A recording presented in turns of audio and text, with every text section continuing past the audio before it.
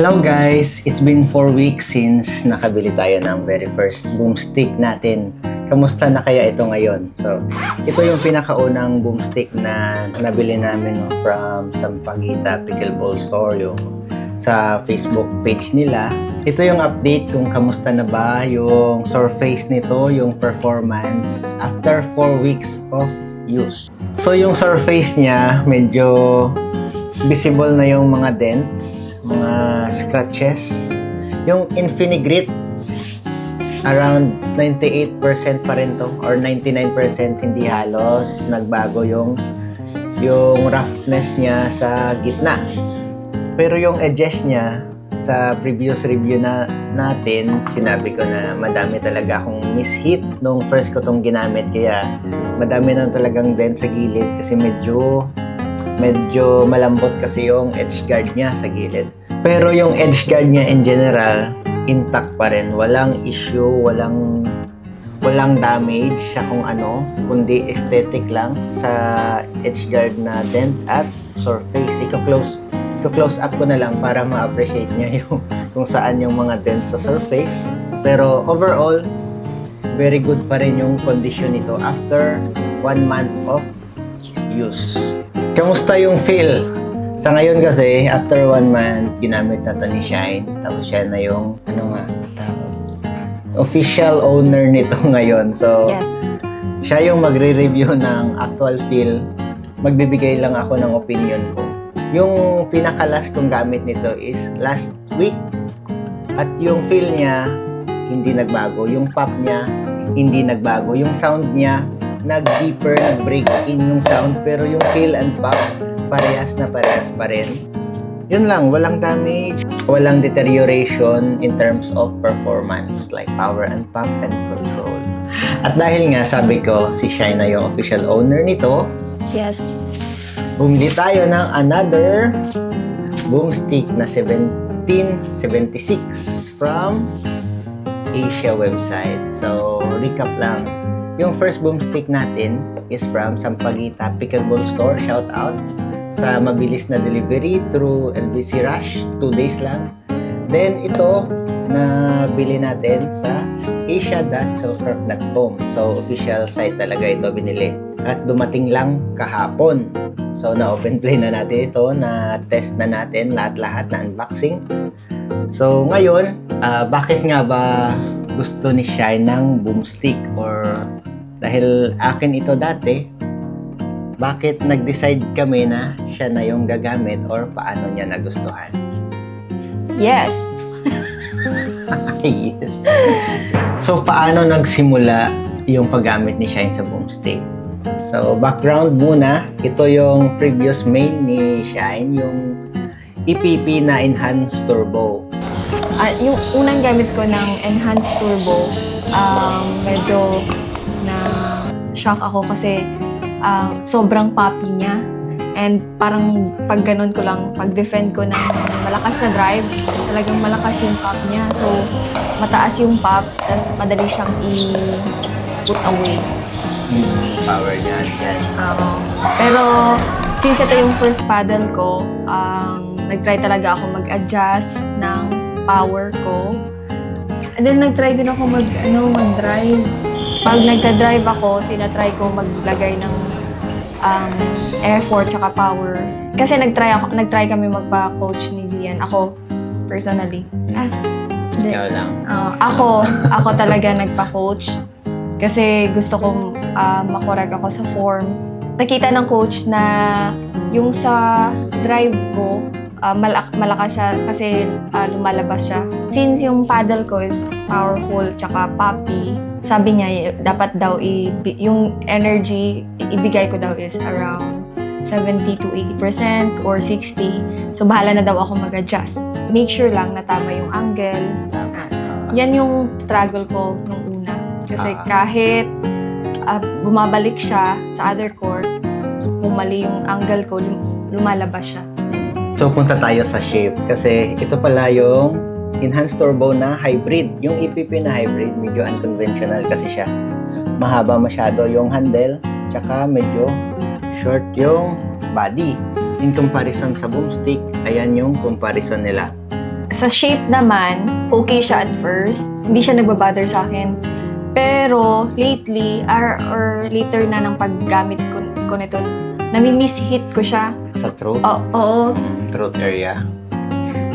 Kapag nagde-defend ako ng drive or nagbablock ako ng drive, dito tumatama sa may neck niya. Nalalaglag lang siya dito. Since nangyayari yon, nagiging conscious na ako. Mini-make sure ko na dapat yung pag-hit ko ng ball is around siya sa sweet spot niya. So, natitrain din ako na i-make sure na dapat tama yung pag-hit ko ng bola. Yun yung enhanced turbo na previous na main ni Shine. Nung una, binili ni Gian yung 1776, hindi naman ako ganun ka na impressed kasi invested na ako sa enhanced turbo. Tsaka naka-adjust na ako sa power and everything. So, parang naging in one na kami ng enhanced turbo. So, Sync na kayo. parang sync. Tapos yung maganda sa turbo is, since magaan siya, madali siyang Mabilis yung maneuver. Oo. Maneuverable siya. Oo. Kasi nagamit ko to for 1 week eh. Bumilis talaga yung kamay ko. Nagtutuwi kasi ako.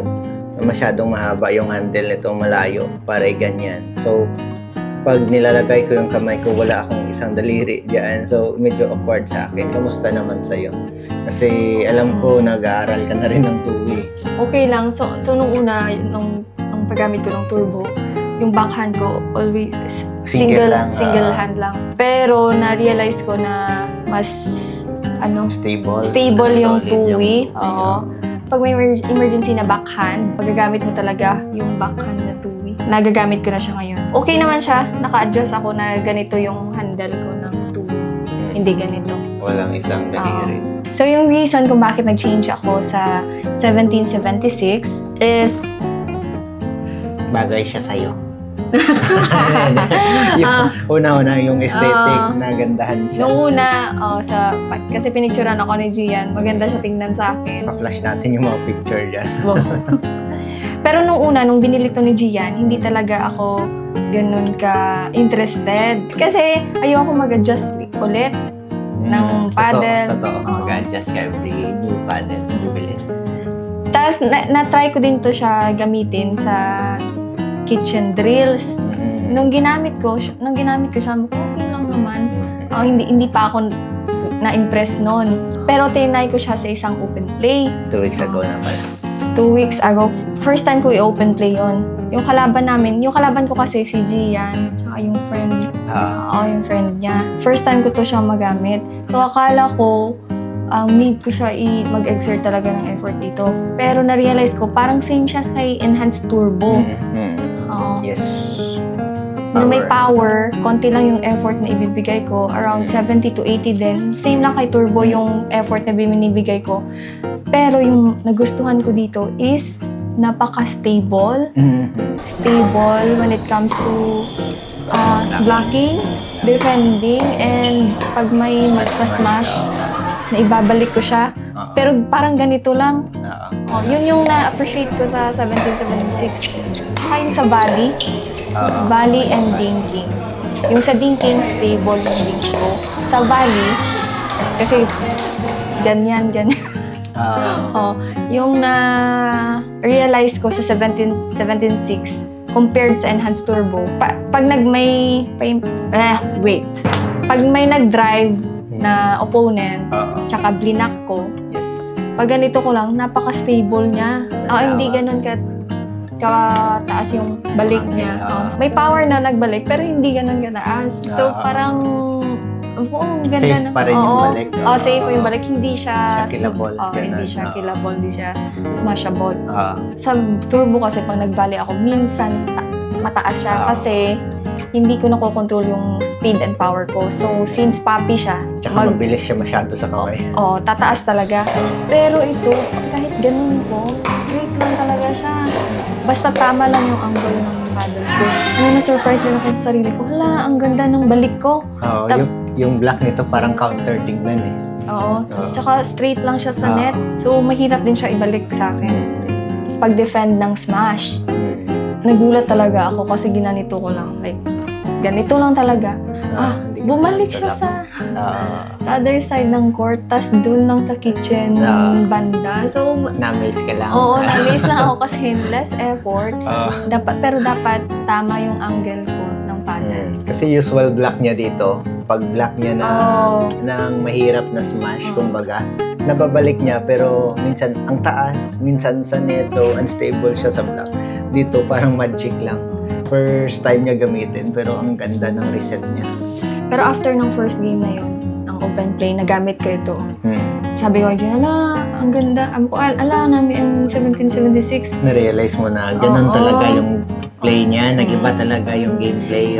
Pero hindi pa rin ako naniwala kasi sabi ko baka beginner's luck lang sa paggamit ito. So, trinay ko ulit. Same pa rin yung impression ko. Feeling ko nag-improve yung gameplay ko dahil dito. Inuulit-ulit ko kay Gian na sabi ko, ala, namin gidman gali ang 1776. Well ko na. Tapos, kasi yung plano namin, ko ang bibilhan ng bago na boomstick, na boom US stick. lang. Oo. Pero, since nagamit ko to, tapos na-try ko, tapos na confident ako na magagamit ko siya at ma-improve yung gameplay ko. Sabi ko, ito na lang. So yun, nag-decide na lang na ito na lang yung gagamitin ko. Tapos yung mga previous paddles namin na nagamit and may bago. So, binenta na lang. Yung J2 ko, yung pinakita ko last time, nabenta na pala yun. So, shout out sa bumili from Negros Occidental. And yung isa, yung friend ko, si Brother Wayne. Shout out. Yung used na J2, okay pa rin yun. So, congrats sa mga nakascore ng J2 NFT natin. So, kamusta naman yung shape niyan? Kasi, syempre, medyo weird to. Kamusta yan? Yung sa shape, okay siya sa akin yung elongated. Kasi, di ba yung problem ko sa enhanced turbo ko, masyadong mahaba yung handle niya. Less lang yung surface kasi medyo maikli. So, ito? So, ito mahaba na siya kasi hindi na ako nagmi-mishit dito sa my neck. Kasi mahaba na siya. Pero yung handle din, umikli ba? Feeling? Sa handle, umikli siya. Yung kamay ko nasa tuwi is ganito na. Yes. Okay lang naman siya, naka-adjust naman ako. Actually, more stable yan for me. Yan yung nasanayan ko. Sa totoo lang, guys, mahaba yung handle ng elongated na boomstick. Mas mahaba lang talaga yung sa turbo. So, i-compare natin, yan siya. So, mas mahaba ng mga 0.75 inch. So, hindi naman ganun kahaba. Pero, almost perfect na yun sa boomstick. Kamusta naman yung weight? Yung sa weight, mas mabigat siya compared sa kay turbo. Kamusta siya i-swing? Mabigat ba yung feeling i-swing? Okay naman siya. Kasi Okay regardless sa stock weight niya, kung ilang gram siya, yung importante, yung swing weight and twist weight, kamusta siya i-swing? Yung sa weight niya, swing weight and twist weight, na-realize ko, merong times na siguro kapag late ako makapag-prepare, nalilate ako magganito. Ang factor siguro is kulang yung preparation ko. And then, mabigat siya konti lang kaysa sa turbo enhance.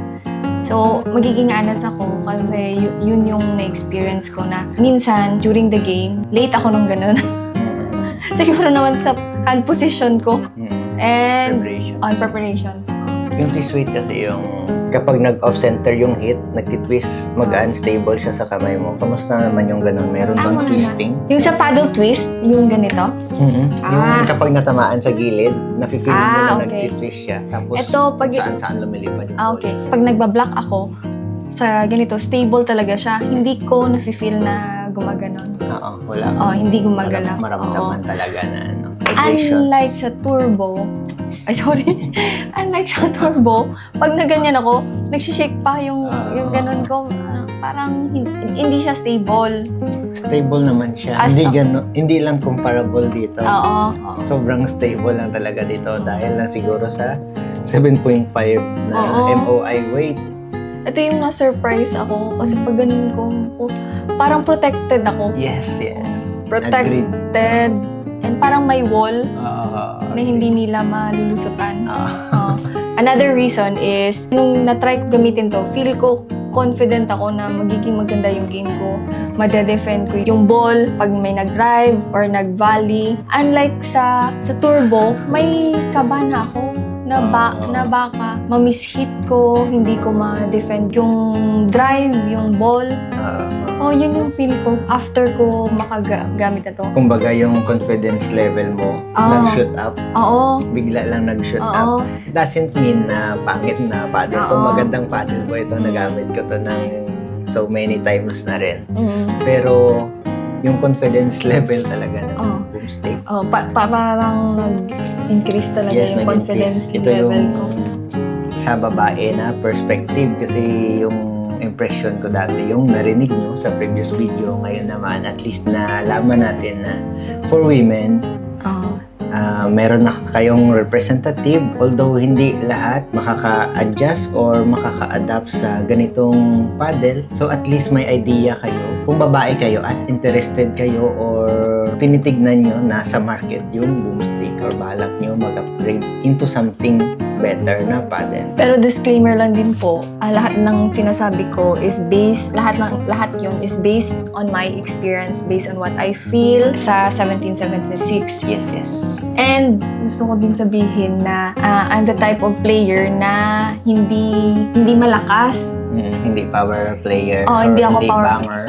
Hindi ako banger, hindi ako malakas mag-drive. So, mas nagustuhan ko yung mga paddle na power paddle or may pop siya. May tulong sa gameplay.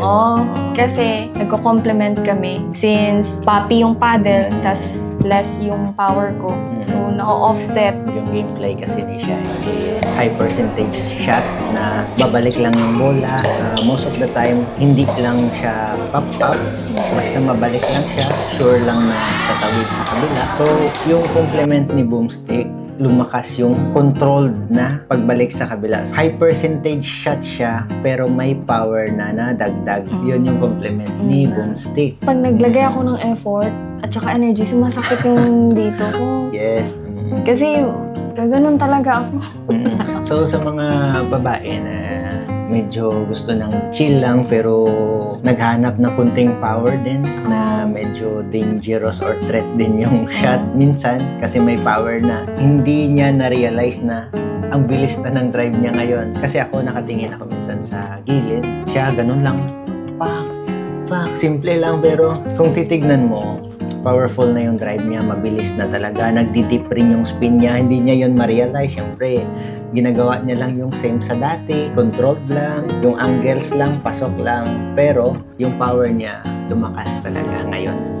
So, dito ko lang na-gets kasi meron kaming nakalaban noon na babae. Hindi naman siya ganun ka galing, pero yung gamit niya boomstick. Yung ibig ko sabihin, hindi ganun ka lakas yung effort niya. Pero pag ganun sa pag nag-dink siya or drive or volley, parang powerful siya, tas naaabutan ako.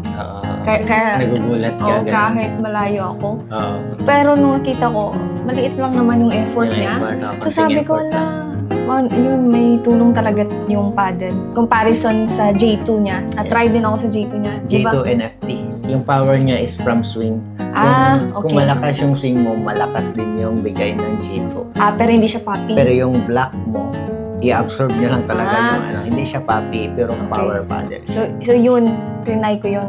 After ko na-try, sumakit yung dito ko. Kasi kailangan kong magbigay ng effort para lang mapunta siya sa other side. More on control yung dito na NFT, yung may T na version, yung titanium polychuchu na thread na surface. Yun yung ayaw niya.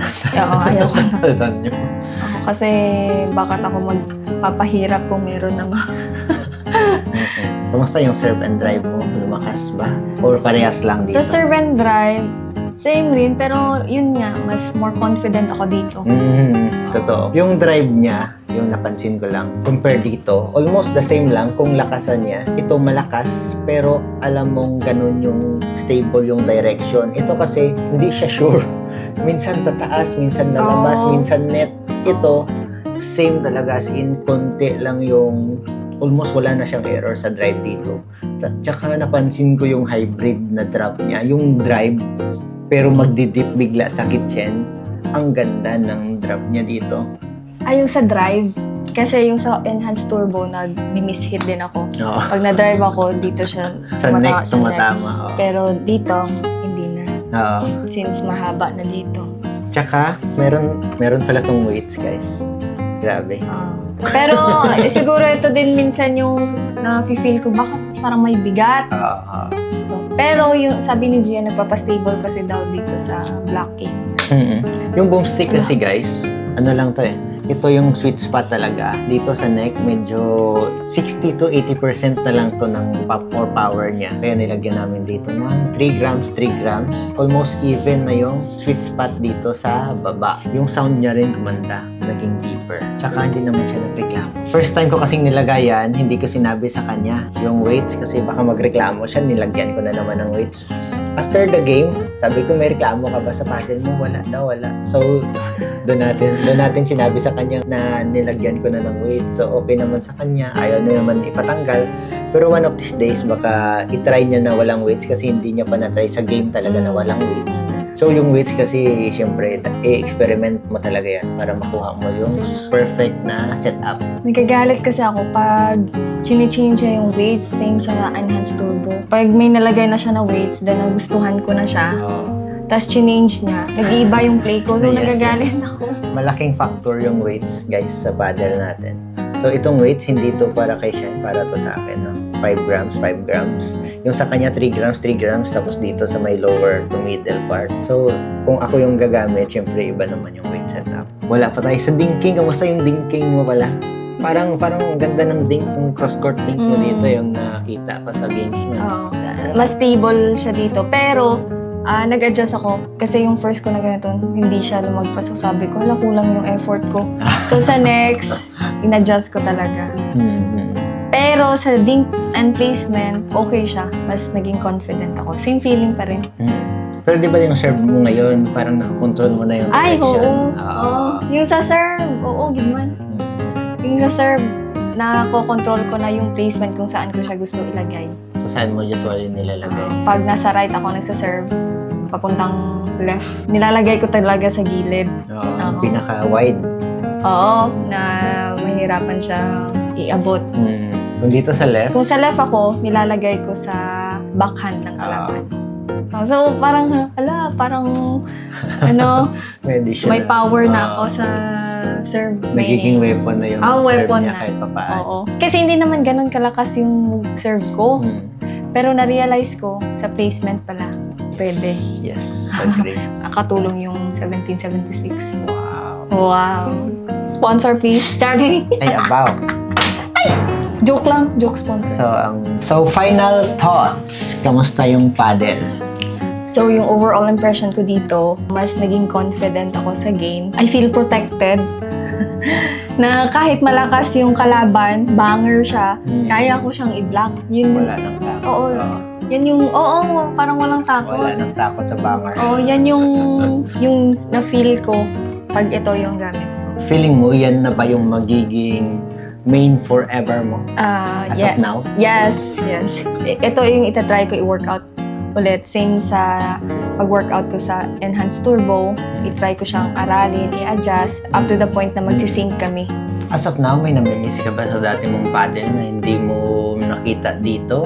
Or something like that? Honestly, nung ginagamit ko to, yung namimiss ko lang sa Turbo Enhance is mas magaan siya, no? Mas magaan siya kaysa sa 1776. Another is, since marami akong miss-hit sa Enhanced Turbo, conscious ako na dapat i-hit siya sa Center or sweet sa spot? sweet spot. So, natitrain ako na dapat tama yung hit ko, tama yung ganito ko. Sa 1776, since confident ako na hindi magmi-miss hit, so, kahit ano na lang. Oo. So, Hindi ko sure kung advantage yan or nagiging lax na lang ako. Or nagiging No. complacent ako. Hindi ko Actually, sure kung feeling good or ko, bad yun. Good yun. Kasi hindi ka na nag-overthink ng contact point. Contact Hindi mo na in-overthink na baka mag-miss-hit ka naman. Dapat ganito, dapat ganito. Nalalagay mo na yung brain cells mo or yung energy mo sa pag-isip ng technique. Saan mo i-place yung bola, anong hit yung gagamitin mo, magdadrive ka ba, magdiding ka ba, mag-speed up ka ba. hindi mo na inisip na tatama, dapat tatama. So, diba? Feeling ko advantage yun. Yung sa Turbo Enhance, if tatanungin ako if Kung ibebenta ba to? Ibebenta ba namin to? Kasi meron ng Oo. boom stick si Shai. yung sagot ko, ayaw ko kasi may attachment ako. Attach na siya Ito sa yung- first main niya. First paddle ko kasi ito yung parang nag-train sa akin. Nagbigay ng confidence din na Sa game? oo, sa game na kaya ko din magbalik ng drive, At mag-volley. At makapag-open play talaga. Kasi Oo. alam mo yung skills na pang open play at yung skills na pang beginner talaga. So, masasabi naman namin na worth it talaga ito, lalo na sa price niya. Tapos pag iniisip ko na, 'di ba, ito na yung ginagamit ko. Pag iniisip ko na, sige, try ko ulit nga yung Turbo Enhance na gamitin sa open play. Yung nafe-feel ko is na parang natatakot na ako. Natatakot, tsaka Which is- natatakot na baka mag-miss-hit. Natatakot na hindi ko ma-block. Parang iba siya. Oo. Same yung naramdaman ko, nag-open play kami. Ginamit ko mga 3 points ito.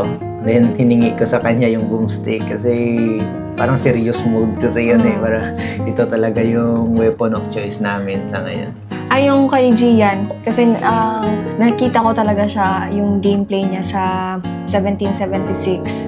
Pag 1776 yung gamit niya kasi malakas siya, parang powerful talaga siya. Inang. Yung sa tuwi niya, backhand niya, weapon niya talaga, yung tuwi, weapon niya. Pero nung try niya ginamit yung turbo kasi Tumatagos yung bola dito. Parang hindi na siya malakas tignan. Yan yung gusto kong sabihin. Hindi na siya malakas tignan. Yung tuwi niya, hindi. Cute kasi ito. Oo. Pero mabilis to guys, malakas to. Depende sa game style nyo. Kasi kung one hand player ka like, yung one hand flick, one hand backhand roll, malakas to, mabilis to.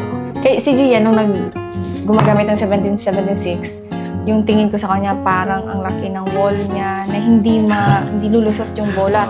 Tapos powerful talaga yung drive niya, tuwi niya pag 1776. Pero nung ginamit niya na yung turbo, parang lumiit yung wall niya. Tapos Wala na. hindi na weapon yung drive niya. So, marirecommend mo ba yan sa mga For sure, yes. babae? For sure. For sure. Yes, of course. If same type of player kayo sa akin na gusto nyo lang yung chill, hindi naman ganun ka-chill. Pero yung may help sa paddle, na may power na talaga yung paddle.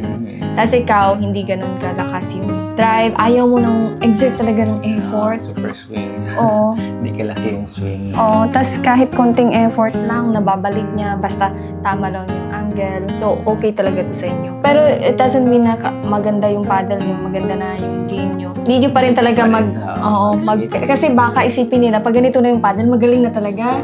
Hindi naman ganun. Kasi kailangan mo pa rin talaga mag-drill, mag-practice, mag-open play, tapos repetition talaga. Ako, kahit ganito na yung paddle ko, hindi ko pa masasabi na magaling. Kulang pa ako sa skills. Kulang pa ako sa volley. Malayo pa, pero malayo na rin. Tsaka yung pinaka-importante siguro yung confidence. Oh, yung confidence. Kasi iba Yan. yung laro mo kung medyo mababa yung confidence mo. Yung level mo mag-shoot up bigla pag tumaas yung confidence mo. Siguro yan, kahit hindi ako ganun kagaling, pero alam ko sa self ko na confident ako sa paddle ko na pag tama yung angle ko, mababalik talaga. Yung confident mo din sa game, tataas din. So masasabi mo bang worth it siya sa price niya na ito kasi 26,990, 27,000 po ito nung nabili namin. So worth it ba siya? For me, yes. Kasi malaki yung natulong niya sa gameplay ko and yung level of confidence na nabigay niya is super high. Wow, super high. Tumaas. Tumaas. And yung feeling na protected ako during the gameplay kahit may banger. So, yun, hindi na ako natatakot. Kasi confident ako na mabablock ko siya. Kasi usually yung open play namin, hindi naman mix or puro babae yung kalaban. Most of the time, puro lalaki yung kalaban namin. Tsaka madami talagang banger sa dyan sa novice area na level. No? Yun siguro yung malaking tulong talaga sa Boomstick for Shine. Tapos yung sa price naman, syempre, mahal siya compared sa ibang paddles. Super. Mahal siya talaga. Pero, if ganito namang level of confidence yung mabibigay niya sa gameplay nyo, so why not? Why not mag-invest dito? And since mahal siya, Medyo mahal. sinabi ko sa sarili na dapat mag-last siya ng matagal sa akin. Kasi Like ilang years ba yung matagal? forever. Forever. Forever na. So sana hindi siya masira. Mag-last long talaga siya. Mag-workout pa naman kami ng 1776. Nagsa-start pa lang. So marami pa kaming pagdadaanan.